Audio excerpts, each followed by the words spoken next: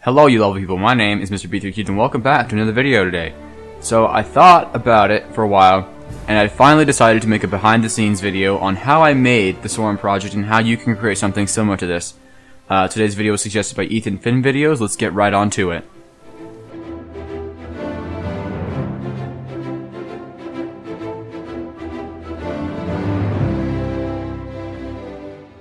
So standing right here before me in all of its glory is Soarin Project version 1.0. This is the attraction map where the actual ride attraction would be at Disneyland.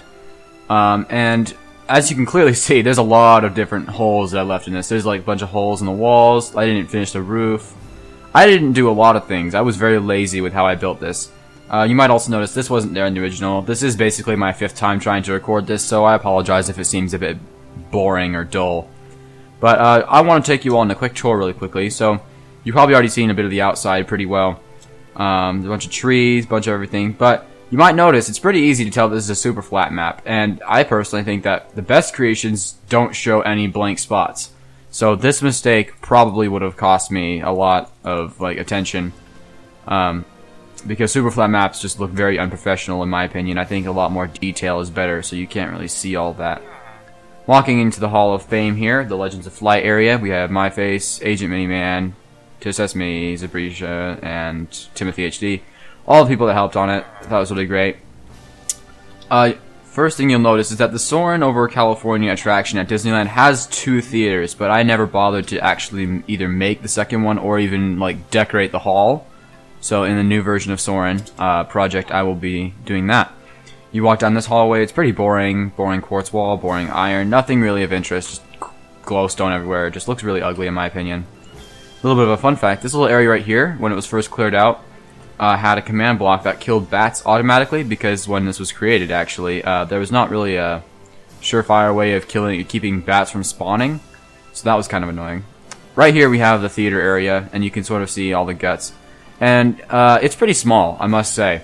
And this screen is flat. In the actual Soarin' attraction, there is a spherical screen.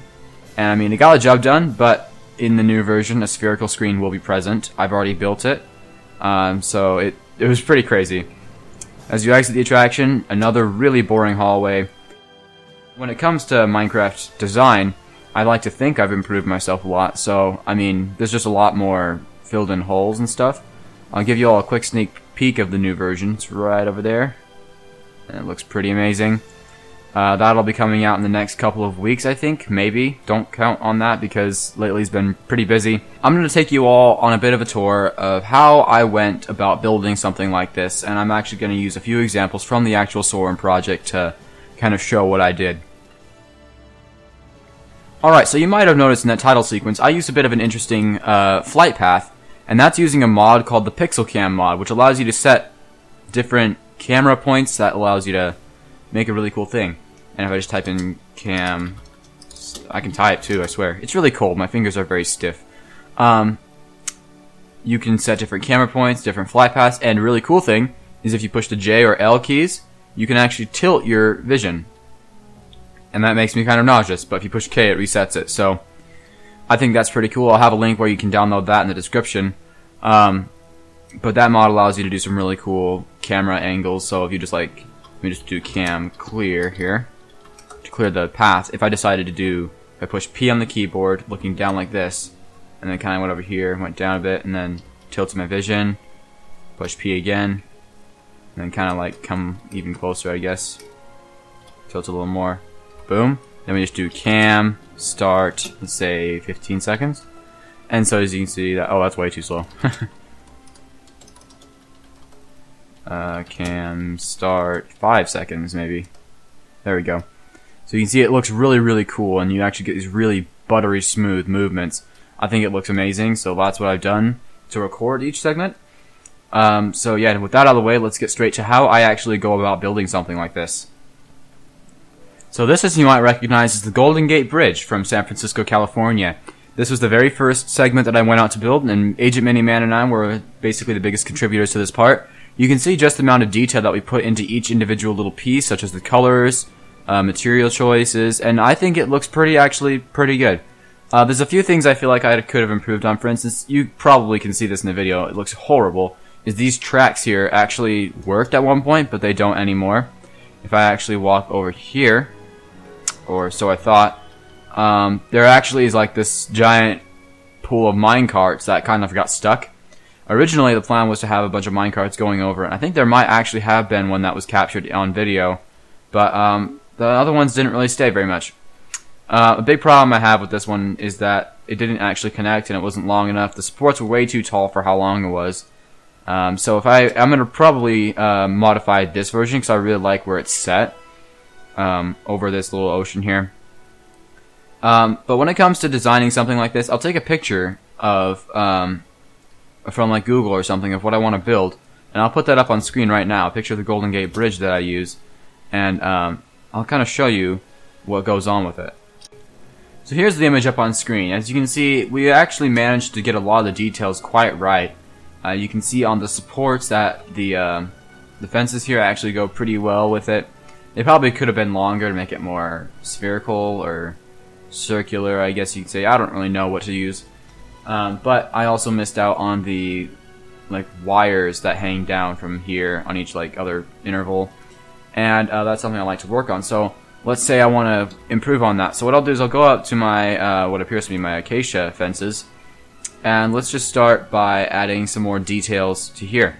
So I see that it needs it like every other spot, so I'll just start in this one spot. Ooh, lag, sorry about that.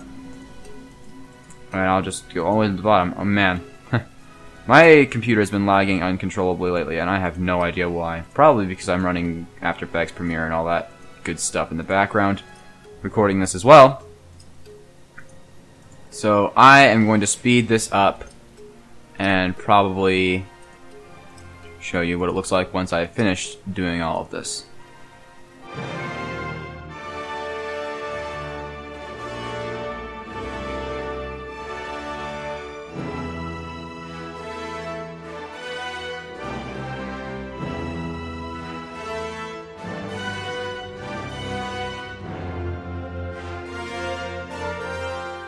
Alright, so I built 4 of those little things here. Obviously this is just scratching the surface, but I'm just too lazy to finish them off right now. What I would have loved to have done is to actually make these fences, like I said, more circular. So I think I would actually like something like this, like all these little fences going around it. Of course, with these all being fixed, of course. So that's just one example that I would do when I'm building to add more detail. So this is the Nimitz class aircraft carrier shown in San Diego, California.